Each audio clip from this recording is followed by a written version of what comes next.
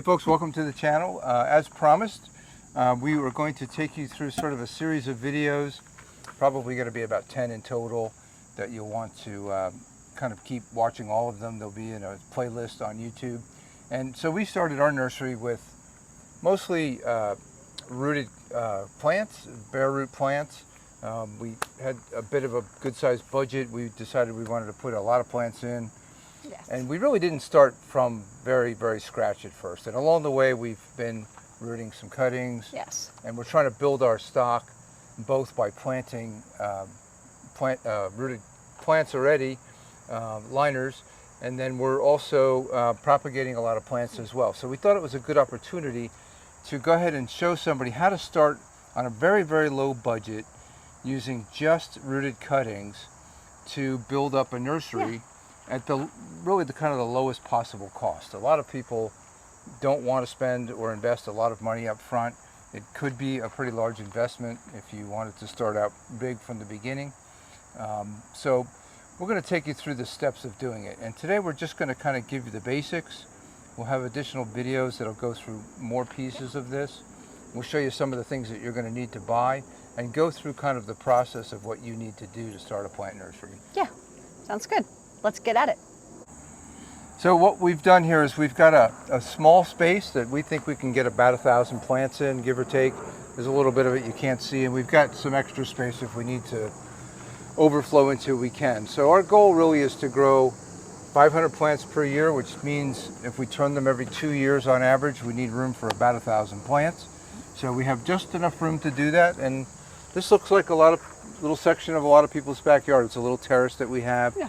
And we can calculate that it'll fit a bunch of our tubs for rooting and approximately 1,000 plants in total. It's a good amount of space that pretty much anybody can carve out to start your small nursery. Right, it's a little piece of your backyard. Yes. Yep. I'm sure you'll want to get bigger eventually, but it's a nice size to start with. And it's shaded, which is good. So that's a good point. It has got some large trees, so it's all under partial shade all the time. There's only a little bit that's kind of real sunny. Part of the day, so we don't have to worry about things like shade houses or coverings. Right, you don't want any of your young babies to burn out, so shady is good when they're babies. Yep, right, even sun-loving plants don't want a lot of sun when they're really small. Exactly, Yeah, right. We've burnt a few of them up. So. Yeah. So the next thing to start with is really try to give yourself a bit of an education. So we're one channel. We talk a lot about planting liners in pots and growing bigger trees and woody plants. So we'd like to encourage you to go to our website. It's growingourretirement.com. We have a lot more detail there, links to things that would be helpful to you. We've got a resources guide that talks about a lot of the products that we recommend. Right. It also has, we recommend a lot of people that are on YouTube. We've learned a tremendous amount from other people on YouTube. Yes. There's a nice list of some of our top people that we like. Our favorites.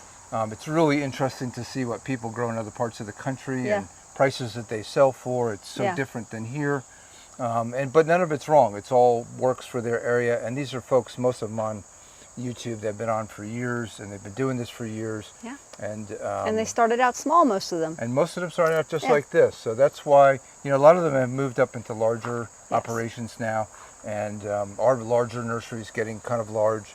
So we wanted to go all the way back to the beginning to somebody who really just doesn't want to make a big investment and doesn't have a lot of room to devote immediately. Yes, and that's start good. small and show you the steps. Yeah. And it's going to be a few videos, and there'll be some of our other videos you want to watch. But that's an important part is resources. So you can really educate yourself on YouTube. Maybe buy a couple of books like Growing Plants for Profits, which is learning how to propagate. Yeah. Yeah. There's lots of free resources though, which is great. You don't have to spend any money on it. No. Just put your time in.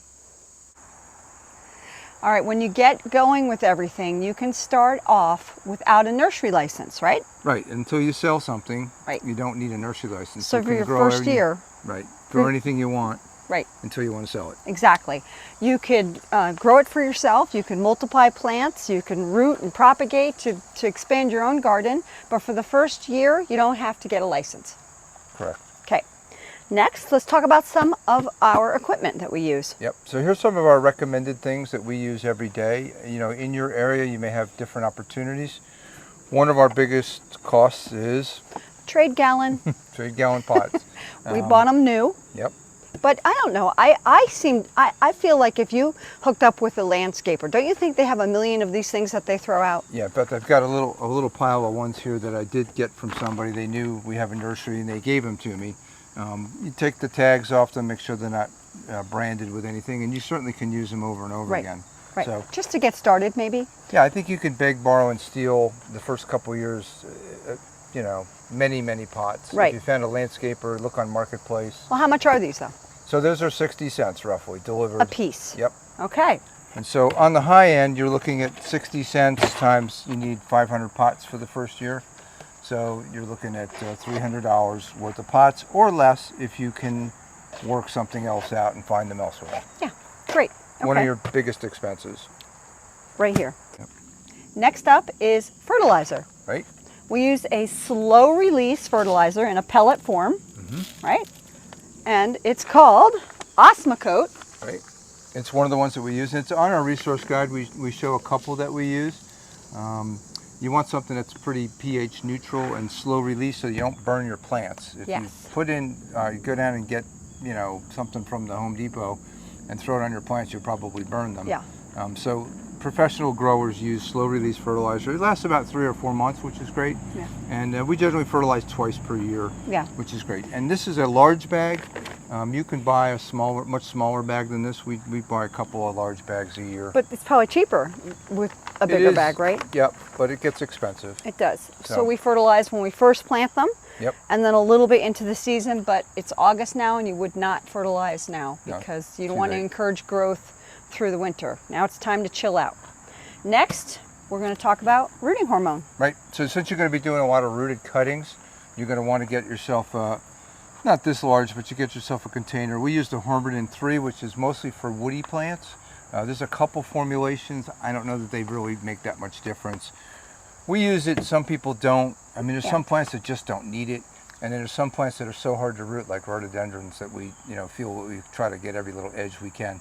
It's a little bit expensive, but you can buy a much smaller jar. And again, I've got links in the resource guide to smaller quantities. Another link in a resource guide. You don't have to use what we use, but some sort of cutting shear, sharp shear. Right. Right. Sometimes you need to cut the roots. You need to split, unbound the roots. So this comes really in handy. Yeah, and some of these small items we think you might just have laying around. Or right. Like can gloves. scrounge them up. Gloves. Got to have gloves. Little scoops are nice. Yeah. You don't have to spend a lot of money on those, but they're good to have. Right. One of our other big ones is when we make our soil mixes, probably the biggest problem that people have. So we buy soil, we buy humus, sand, perlite, and then we use a little bit of sphagnum peat moss as well. Yeah. We mostly buy by the truckload. If you're starting small, I did put an estimate in for enough material to make about 500 pots for your first year. Good. And so I've got a mix of, bagged humus that you can buy or soil, whatever's available in your area. Some people use fine ground pine bark. It's just not available in this area. It isn't, no. Fine ground hardwood, maybe we could find, and we could mix that in with some of the soil. But we use basically a humus, perlite, and sand mix, and that gives good drainage. Yeah. And it's relatively inexpensive when you buy it by big truckloads. But you can buy it in bags, and it's very doable. You're going to want to have a wheelbarrow, though, to move it around because it gets heavy. The perlite we buy right on Amazon. It's actually the least expensive way that we found to buy it, and it gets delivered to your house. Yeah. A lot of things that I joke about the Amazon truck coming all the time, but a lot of things we buy from Amazon because it's the best price. Yes. They deliver in a couple of days. I mean, one time we ran out of pots and we ordered up on Amazon and they literally came the next morning. We do try to buy local when we can. We do. But sometimes you just got to hit the Amazon. And I have asked my local garden center about certain things and they just don't carry this large of a bag. So finally, it's not a big thing, but something you're going to want to start to obtain. We use these totes for cuttings. So if you're not buying plants from a nursery wholesaler and you're rooting all over your own, you're going to be doing a lot of rooting. So you're going to need some containers. A lot of different schools of thoughts on this. People use open totes, like basically dollar store dish trays or Yeah. whatever they're called, buckets. Yeah. We use these covered totes, and the reason is that we don't want to water them every day, and we've kind of perfected them. These you can buy; they're kind Ooh. of inexpensive. They look nice.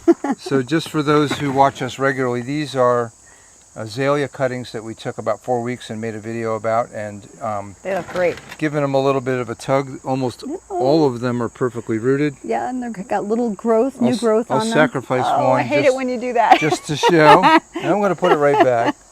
Plug it back in. You don't want to traumatize it.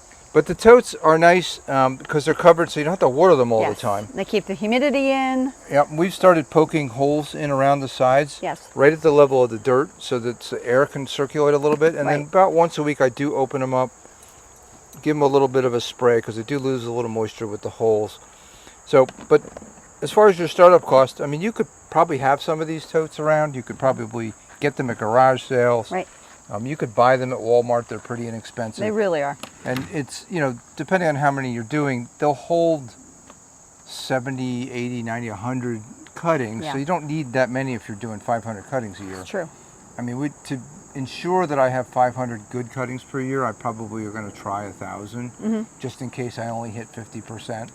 And I don't want to end up with all azaleas one Right. year and not enough Andromeda or something. You know what's good about the totes too is they have height. Yes. They- right, you need know, tall ones. You get lured into these commercial ones, these gimmicky ones with all the little plugs in them and Yeah. the little lid, but We the don't lid's find they this work. big. You need some room for the plant to grow. Yep. It's perfect. And so we have the sphagnum peat moss out here as a startup item as well, because we find the mix of about 2/3 perlite and 1/3 peat moss is a very nice mix that gives the roots a real ability to move around quickly and easy. It's very light, Yeah, but it does hold moisture because of the peat. it's good. Yeah. It's perfect. And another tote. Another little tote that you may have laying around the house. Now this was trial and error. Yeah. We realized, you know, you're planting, you're putting everything away, you're planting, you're putting everything away. So we just grabbed this tote, and this is where we store stuff. We store the root hormone in there. We store the slowly release fertilizer. We Yep. keep our clippers in there. We might throw a pair of gloves in. Yep. And then if it rains, nothing gets harmed Yep. because it has before. This- so now this we have sits our on our little table tote. all the time. Sits in our little organization. And then you're not looking for things. Right? Exactly. And Yep. things stay dry in the rain. Right. They perfect. do. They're fine. They're perfect Yes. in the rain. And some of these things, you know, Christmas is coming. You could put on your Christmas list. Yep. Have your friends buy things as gifts, Father's Day, Christmas, whatever, Mother's Day. And yeah, Yeah. you can do it inexpensively. To go over our list, so I gave kind of a high and a low. This is on the web page. I'll put the link down in the comments below. So you got a kind of high and low. So if you can get a lot of pots for free, you can save yourself an awful lot of money. Yes. Yeah. You don't buy the nursery license the first year. Yeah. You find a good source. Maybe you can go to a local municipality and get humus for Yeah, free. it's a great and idea. You can put it in the back in some garbage cans. Exactly. Bring it home, and now you've got somewhat of your base of your soil. Yeah. So be creative and try to find ways to keep your costs down. Yeah. You know, it's very hard, I think, in the nursery business the first 2 years, 3 years, because you have no money coming in and it's all going out. Yeah. And so that gets discouraging, right? Yeah. And if not all your plants are going to live, you know, before the end of year one, you might be discouraged and you Yeah. say, I've spent all this money, I don't have anything to show for it, and I've sold nothing. Right. So to keep you going, you know, try to find inexpensive ways to do it. As you mentioned, the landscapers have pots all the Yeah. time. Our neighbor's a landscaper. I've Yeah. never asked him, but I Right. probably should. Right. He probably is looking for ways to get rid of them. Right. So they do, or sometimes people sell them on Marketplace. I have seen them. Oh yeah, that's true. I've seen them on Marketplace. Yeah. If you don't mind running around for 20 to 100 at a time, Right. you can pick them up maybe for, instead of 60 cents, 10 cents. You get some bigger ones. Right. And That's good thinking. We didn't mention, you know, we use a 3-gallon non-woven bag for most of our stuff, our bigger plants. Yeah. And those are, you know, $1.20 a piece. We try to get them on sale, but Yeah, that's they're a lot. expensive. Yeah. So, you know, for the purposes of this small kind of micro nursery with a low investment, we're going to stay to pretty much 1-gallon plants. Yeah. And we're going to talk about growing, you know, 500 plants that sell for between $8 and $12, or an average of $10 each. Perfect. So if you do the math, you're looking at $5,000 per year in revenue. Subtract some costs for dirt and for nursery pots, and you're looking at probably about $4,200 to $4,500 in profit. Yeah. But it won't come till year 3. That's the problem. It's going to take you a little while to get going. But you might work with plants that grow faster. Yeah. So we're dealing mostly more with woody plants that take about 2 years to, fill out and become worth, $10, $12, $15. In our bigger nursery, we've got 3-gallon pots. They can take 2 and 3 and 4 years to come to maturity. But for us, it was it's a retirement plan. Right. We have the time. We were okay with it being a slow burn. Right. Absolutely. And we've been investing each year. Yeah. It took a good 3 years to see any revenue at all. So for us, but we're also going to talk in the series about some plants that you can grow that have a shorter cycle. Yeah. More like a 1.5 to 2. Like a spirea, or the shrubs, things like that. Yep. And some of them maybe perennials as Yeah, well. Where exactly. you divide them, and then maybe a year, Hostas, year and a half, you're ready to sell. Exactly. So we'll get into that as well as we go through the series. But we hope that you stay tuned in, subscribe. Hopefully you watch these videos on how to start a small nursery in your backyard for a very minimal investment. And we'll be giving you tips along the way. And then we'll also on the website link you to some other videos and articles that'll help you. So we won't go over how to root azaleas again, but we'll send you over to that link. Check out the video. And you can check out the website and the video, and it's got a lot of much more detailed information on the website. Yes. So thank you very much, and I hope you stay with us, and we'll take you through, and we're going to keep this going until, for the next 2 or 3 years. We've got this space. We're going to keep track of some of the revenue too, so we can say, well, we've spent this much so far, and this is now what our sales have been. Yeah. And we'll keep this kind of as a separate thing from our other nursery. Yes. And show you as an experiment and a study to see what you could be doing yourself. Yeah. Great. Good. Thanks, everyone. Thank you.